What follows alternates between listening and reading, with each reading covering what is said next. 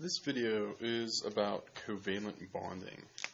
So with covalent bonding, it differs from ionic bonding because covalent bonding happens between two or more nonmetals.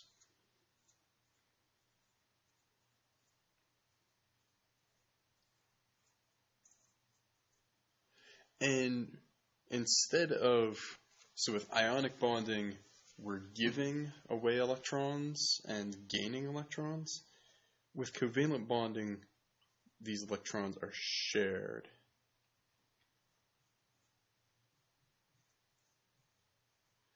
And that's really what covalent means. With co, we've got, co means together. And then valent is really just valence. So what they're doing is they're sharing valence electrons. So we're sharing electrons to fill the valence shell. And remember with that, the magic number is 8 unless you're hydrogen, then the magic number is 2. So we always want to get 8 electrons in our valence shell. When we talk about nonmetals, nonmetals are on the right side of the periodic table. And we've only got a few nonmetals that are going to bond. First off, this column here are the noble gases. They don't bond with anybody, so we can just forget about those bonding with anyone. Then the jagged line tells us where the metalloids are. So really, when we're talking about things that will bond covalently, we only have, what is that? 7, 8, 10 different elements that are going to be bonded. So, covalent bonding, any of these 10 are going to be bonding with each other. Plus, oftentimes we include hydrogen as well as something that will covalently bond. When we name with covalent bonding, we write the name of the first element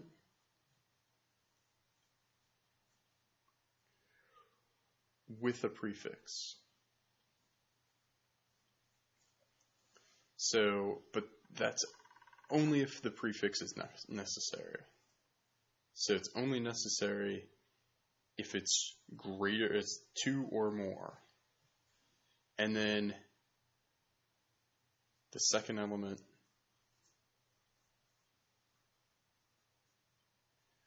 with a prefix no matter what.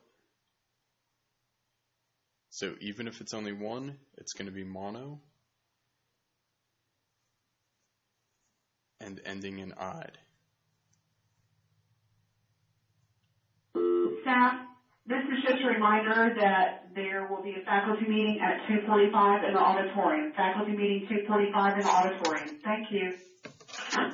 When we talk about the prefixes, here are our prefixes. We've got mono for 1, 2 is di, 3 is tri, 4 is tetra, 5 is penta, hexa, hepta, octo, nona, deca. So let's take a look at one here. So we've got Pi3. This would be phosphorus.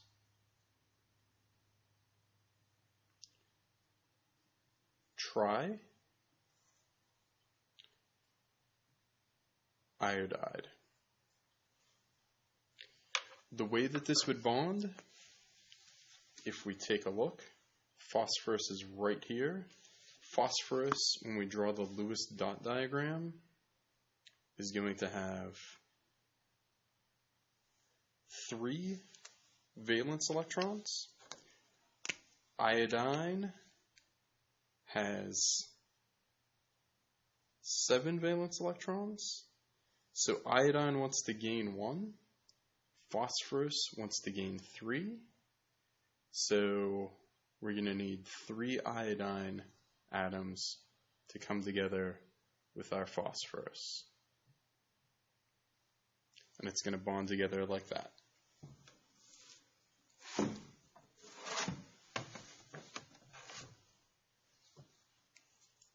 SO2.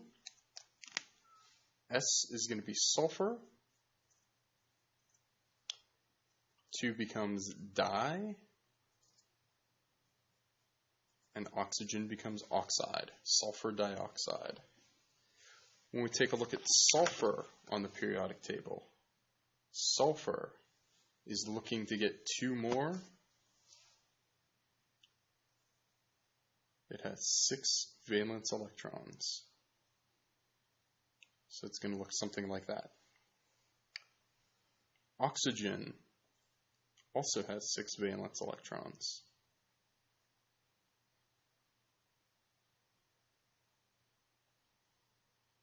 So what you're going to get is, oh my, I should have drawn that a different color.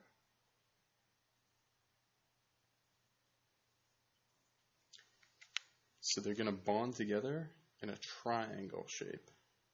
Bunch of single bonds in a triangular shape. Okay?